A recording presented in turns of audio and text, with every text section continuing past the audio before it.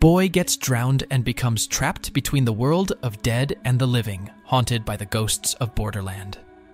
The story begins with Amy waking up in a gloomy, deserted school. As she regains her bearings, a young boy named Timmy appears and warns her that she shouldn't be there.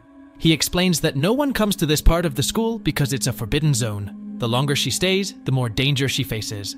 Timmy urges Amy to follow him. As she starts walking, she hears a girl crying behind her, calling out for her mother. Timmy turns back, insisting that the girl must not cry. Amy tries to comfort the girl, but Timmy becomes anxious, saying that her cries have attracted someone or something. A creepy, distorted monster begins to crawl towards them. Timmy instructs them to stay completely silent and still, explaining that the beast is blind and relies on sound to find its prey. As they hold their breath, the monster finally passes by. Once it's gone, Amy asks Timmy what the creature was. He calls them hungries and explains that they are sick and dangerous, and they must avoid being touched by them at all costs. Amy suddenly remembers being in a hospital. Doctors were talking about a girl named Milani, who had a severe head injury and was bleeding heavily. They called for a code crimson, because Milani's condition was critical. Back in the present, Amy asks Timmy where they are, but he has disappeared. She holds the girl's hand and starts walking. They pass by walls covered with strange and disturbing drawings of devils and other terrifying images. Amy opens a door with a warning sign that says, "Don't cry, or the hungries will punish you." Suddenly, someone hits Amy with a metal object, and she falls to the ground. A boy, dressed very oddly, appears and takes her away. In the next scene, Amy is in a hospital where a senior doctor named Peter asks her to see a patient named Valerie Stevens in Ward B. Amy mentions she's on her way to her office, which is near Ward B, so she agrees to check on Valerie. Peter explains that Valerie has severe pulmonary hypertension affecting her heart, and that she's also having terrible nightmares. Amy replies that she's a heart surgeon, not a psychiatrist, and can't help with nightmares. Peter insists that Amy is a good doctor and that mental and physical health are often connected. Amy goes to see Valerie. Valerie suddenly wakes up from a nightmare, screaming that they are in the walls and burning her alive. Amy tries to calm her down, but Valerie, in a creepy voice, threatens to burn Amy and her son alive. Amy is terrified. Valerie's condition worsens, and her heart stops. Amy performs CPR, desperately trying to save her, but unfortunately, Valerie dies. Amy wakes up from her flashback and finds herself locked in a room with strange drawings on the walls. She tries to open the door and checks the window, but there's no way out. She cries for help, but no one comes. In another flashback, Amy is at the hospital, shaken after Valerie's death. She rushes to the room where her son is in a coma. Her phone rings. It's her husband, Isaac. He wants to talk about something important for their son, but Amy insists it's not a good time and refuses the conversation. Isaac mentions they have rules and can't make decisions alone, but Amy dismisses him, saying she doesn't care about the rules. Peter, the senior doctor, enters the room. Amy confesses she couldn't save Valerie. Peter reassures her, saying she did everything she could. He asks if the nightmare Valerie had was intense enough to cause heart failure. Amy explains that Valerie was terrified and felt like she was burning alive. Peter then shares a chilling detail. The section of the hospital where Valerie used to go to school was burned down by a disturbed teenager 100 years ago. Peter changes the subject and asks about Amy's son. Amy, with a spark of hope, tells him she noticed some brain activity in her son's recent scans and plans to run some blood tests. When Peter asks how Isaac is coping with everything, Amy avoids the question, saying she needs to get back to her research, and Peter leaves. The scene shifts back to Amy, locked in the room with the strange drawings. Her memories flood back, and she recalls Peter telling her that it's been 2 years and her son is unlikely to recover.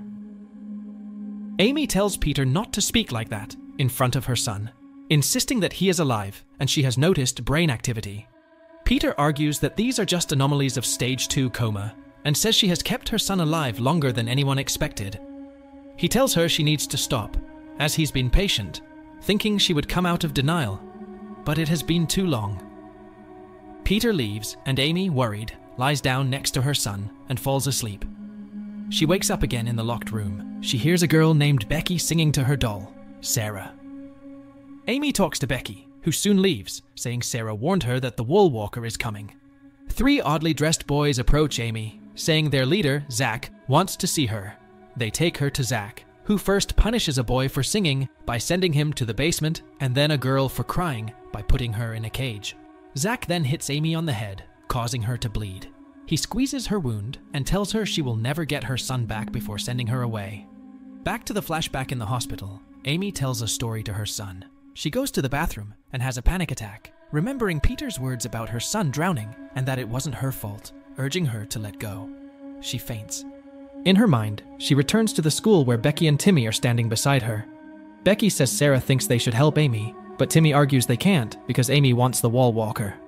Amy wakes up and begs them to help her find her son. Timmy warns that if they help, they will be burned alive. Amy promises to protect them. Amy, Timmy, and Becky make a plan and manage to escape the room. As they go down the stairs, Amy realizes they are in Ward A of the hospital. She sees some creatures outside the window and asks Timmy about them. He explains that they are weepers who want to get inside, but the walls protect them. If weepers bite someone, that person will turn into one of them. Becky mentions that the wall walker also wants to get in, but Timmy quickly tells her to be quiet. A guard named Gene spots them and tells Zane that his prisoners have escaped, so he must catch them. Amy, Timmy, and Becky run to the Forbidden Zone, with Zane chasing them. A crawling monster hears them, and Amy steps forward to lure it toward where Zane and the other guards are standing. Zane shoots the beast with an arrow, killing it, and Amy runs away. Zane pursues her. Jean tells the other guards to inform Zach about the situation, and then goes to the room where Amy, Timmy, and Becky are hiding. She reveals that she is on their side and hates their leader, Zach. She shows them a hidden painting that depicts a time when they were free, before Zach, a demon, took over. Zach doesn't want them to remember those times. Meanwhile, Zeus searches for them in the Forbidden Zone, and Zach arrives, punishing Zeus by burning his face for letting the prisoners escape. Amy realizes that her son David is not in the Forbidden Zone. She asks Timmy about the wall walker, and he explains that the wall walker is trapped in the walls and can't come out. Amy understands that the wall walker is her son, David, trapped in the walls. Determined to free him, Amy tries to open the wall. Becky is surprised to see Amy can move the walls and tells Timmy that Amy has powers unlike them. Zeus appears and warns them that Zach will find them. Jean reassures them that Zach won't find them if Zeus keeps quiet. Amy pleads with Zeus to join them, but he declines, though he allows them to escape. As they run, Becky drops her doll, Sarah, and has to go back to get it. The others can't wait, so they continue. Timmy tells Amy that Zach won't harm Becky, but he can use the doll to track them. Becky retrieves her doll and sits, hugging it. Zach arrives, grabs the doll, and demands to know what it's saying. Becky nervously replies that Sarah says Zach will hurt her. Enraged, Zach throws the doll against the wall and grabs Becky by the neck.